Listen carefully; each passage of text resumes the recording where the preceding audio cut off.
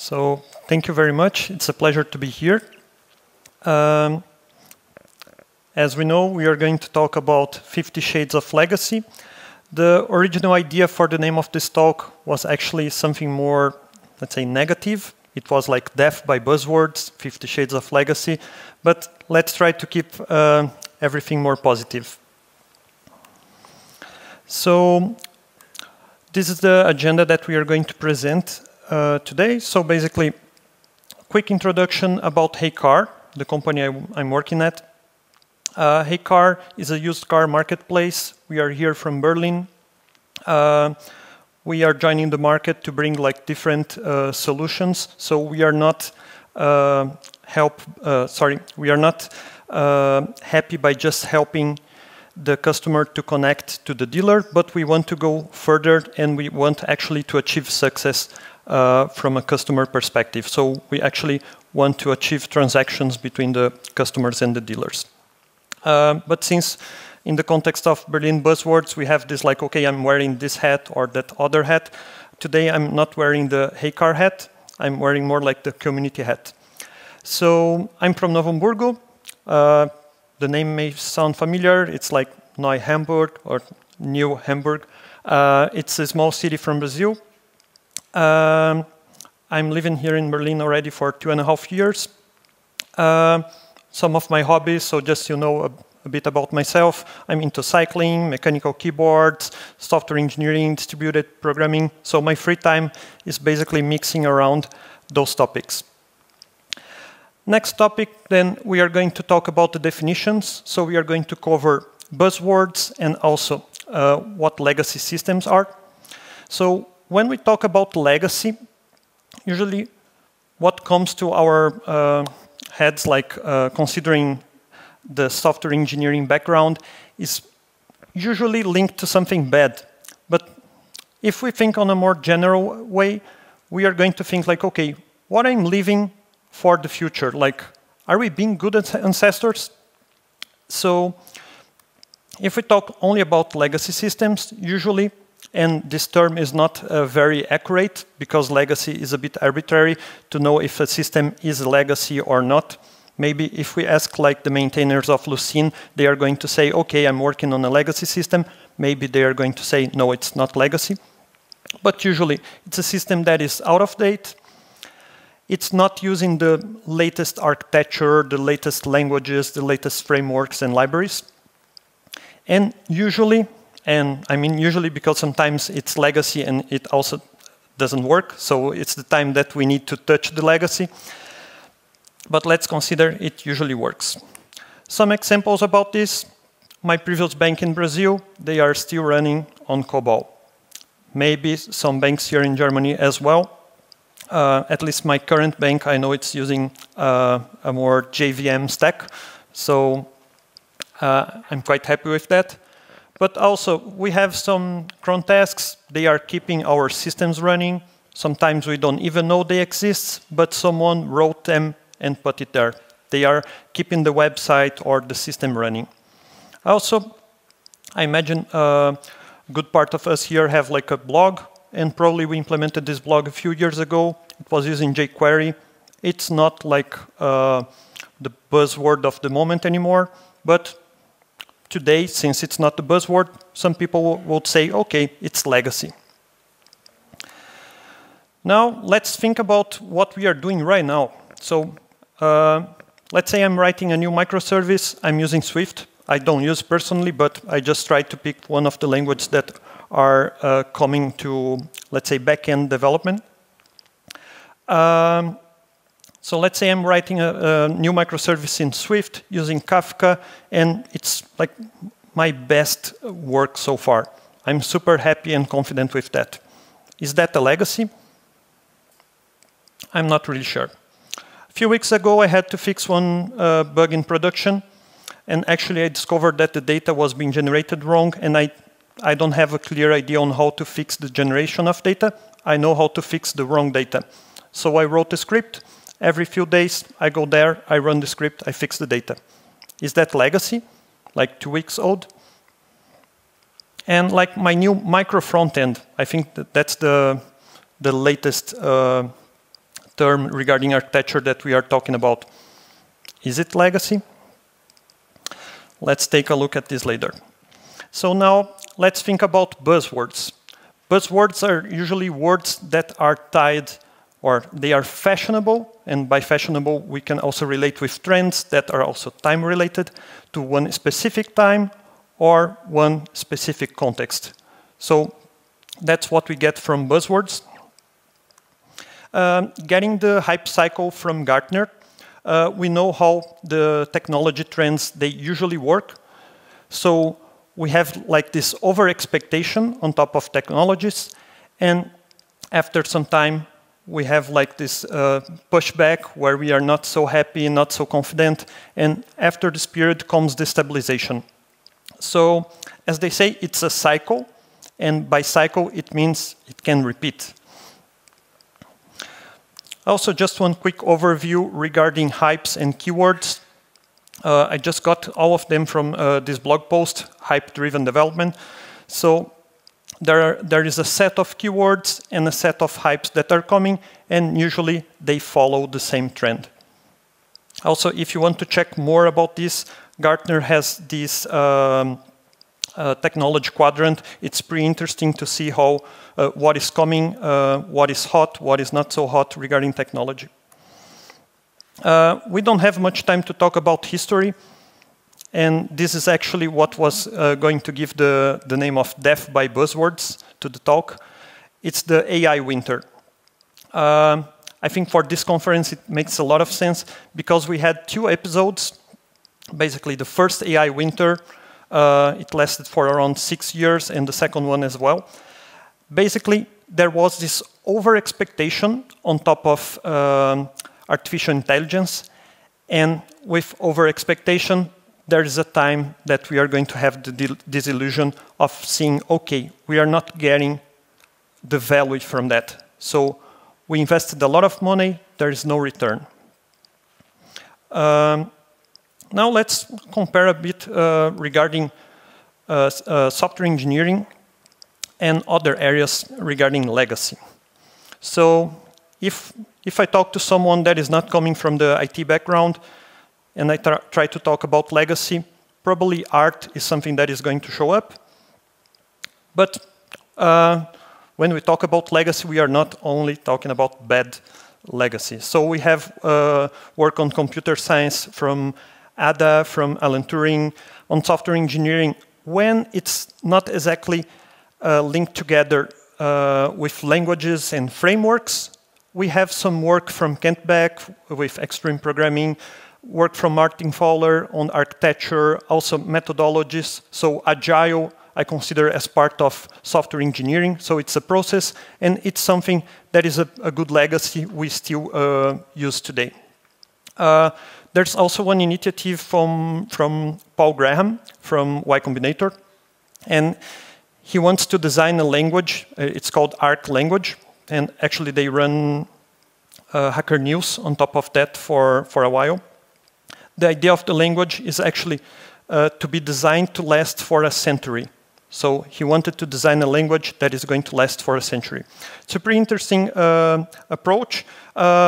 The language is still not ready, but the thing is, like, he's giving time to it until he finds the best solution. It's worth the read.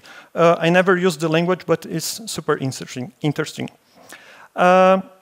Now thinking when we go to language, so Arc language is not trending yet. Probably you heard about Coffeescript, and Jeremy is the author, the creator of Coffeescript. Then he posted this photo on Instagram, and well, this is the tweet where he's mentioning the photo on Instagram, and he got this comment.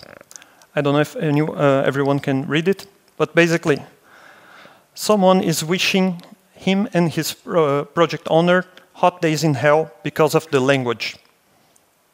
Like, is this the legacy we want to build as software engineers, as data scientists, data engineers? And basically, we see this behavior of like people acting in a negative way. now let's get back to our legacy systems, or not so legacy, our recent systems. So my new microservice that I was super proud of, what happens when the requirements are being changed or new requirements are coming? And what is going to happen if we are talking about this, let's say, 2 years from now? Probably I will look back at my code and I will say like, okay, now it's legacy. Like I need to upgrade the dependencies. It's not the latest architecture, or we don't use Kafka anymore. Who knows? Well, I don't need to mention the other ones. But then I remember after a meetup, I was talking to a CTO. He was mentioning like, oh, we create microservices that are so small that instead of fixing bugs, we can just drop the microservice and write it again. And I was like, okay, how people are actually happy that they can write something that is going to last? And are we living really this Marie Kondo syndrome that we throw things away, we are not satisfied by them, and then we just throw away and rewrite from scratch? The impact it has to business is huge. And now let's compare with other industries. So let's say I have a flat tire. Should I go to the mechanic or actually not to the mechanic, to a new store? Or since I'm from heycar, should I buy a new car because I got a flat tire? I don't think we are getting it wrong. Sorry, we are getting it right. And then there's a crack in the basement of my house. Should I buy a new house? Build a new house? Well, we can go deep into like healthcare, but then like just imagine like replacing everything, or I don't know, user creativity for this. So what I can see from that, we are just too young as an industry. So basically, how many years of software engineering we have compared to, for example, civil engineering or healthcare. Now let's talk about post-legacy. Basically, the moment you are getting a legacy. Let's say you are receiving or taking over a legacy.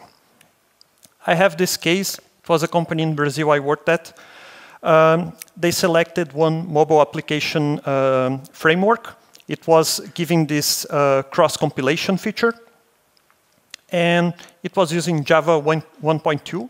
That means Java without generics, Java without annotations as well. Proprietary framework, also a very specific UI kit that you could not relate with anything available in the market. They made a choice that people were looking at like, oh, what is this? But then comes like, let's try to understand what was the context. So the year was 2010. This was the market share. The top one was Symbian OS, so the operating system from Nokia. The second one was iOS, and it was not performing so well.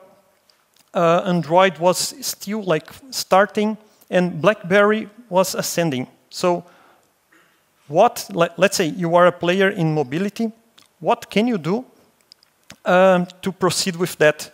And you need to take a decision. And then if you join a company and you get just the first requirements, like the first, not requirements, but the first picture of the system, you look at this and what?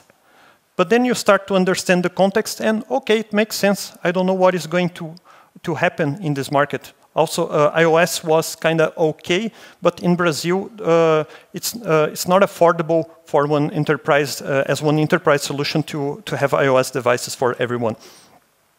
Then comes the part of understanding. So if you want to tackle a legacy, it's very good if you understand the context of that, why the decisions were made, when, where, and so on. You can use this small framework to ask the right questions. Also, regarding empathy, think about yourself, like how do you react to pressure, how you deal with deadlines, how you deal with unexpected things that happen in your project, and also what is your technical and even your family background. When we have a project, usually we try to deal with this triangle, so we try to play with that, but it's not only about that. Like, Does anyone here never got affected by the things that are now outside the triangle? I was affected, and unfortunately, I left this affect the project. But it happens. It's like, it's my life as well. So, trying to think about the people that wrote the project, that took the decisions. So basically, how they would react to all the situations. And also, from a more technical perspective, you can also tackle the code base directly. So there are resources, those two books regarding refactoring and testing, they can be very, very useful for dealing with legacy code bases. So just to wrap up this post-legacy, try to understand the context, be empathetic with the developers, the product managers that worked in your company before or in the product you are working. And also consider the resources like books, blog posts, whatever is available to support you when dealing with the code base. Now, the pre-legacy. I know it's a bit inverted, but basically, usually we take over the legacy from other people, but sometimes we are writing new things. So the pre-legacy means the part that we are writing new software. So there is this famous quote from Alan Perlis about Lisp programmers, and Rich Rickey changed a bit. So basically, programmers know the benefits or the value of everything without knowing the cost. So basically, try to align expectations with your stakeholders, your colleagues, everyone in your team about the value that you are bringing with the solutions that you are taking, and also the cost. Also, learning and hiring should also be considered, and it's also related with the multi-armed bandit problem, where the bandit has so many different weapons to use that he gets lost and cannot finish his job. So try to think about that. Also, when evaluating tools, consider a framework. So try to evaluate multiple tools to solve the same problem. There are many of them out there. Experiment, so get your choice or your choices. Experiment with hackathons. Try to have a time with your team where you are going to work with that without touching production directly. And also, when considering the MVP, try also to consider the RAT, or riskiest assumption tests, where you are going not to tackle the simple problem that you have, but you are going to tackle a problem that is more difficult, but you are going to validate your idea in a better way. Also, when experimentation, avoid the beer trap of following the Spotify model like blindly. Usually we see this model. Every time I see this, I'm afraid of having this happening. Like, as soon as you ship something, people will ask to ship something else, and no, we don't need to drop that, it's working fine, just put this turbine or something else. And there is also this other context for the same approach, where you try to build incrementally without discarding what you built before. There's a very good blog post about this as well. So, regarding implementation, every time it's possible, try to isolate dependencies and avoid bringing buzzwords into your domain. So, try to keep your business domain clear of buzzwords. Also, be skeptical about frameworks and try to use more libraries. Basically, from object orientation, like try to keep things not so coupled together. Regarding documentation, don't be afraid of expressing what you want to do with the project, even if you don't have time to finish. It may help someone later. Also, there is the ADRs. They are basically records that you can write for every decision you are taking. If you consider it's a very valid point to explain to someone later, or even to yourself, your future self, it's very good to take notes of that. Also, document incidents. It's also important for learning. So now, just to wrap up, legacies are usually time sensitive, and some buzzwords too.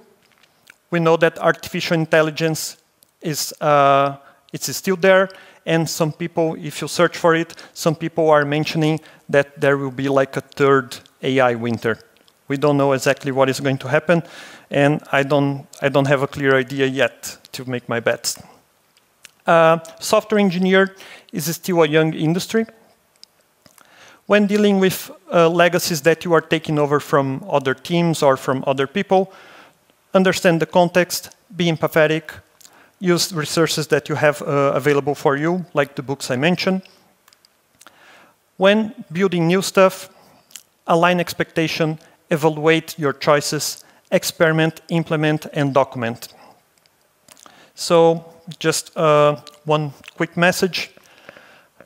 Understanding is key for dealing with legacies that are coming to you and also to deliver legacies for the future. So be a good ancestor. Thank you.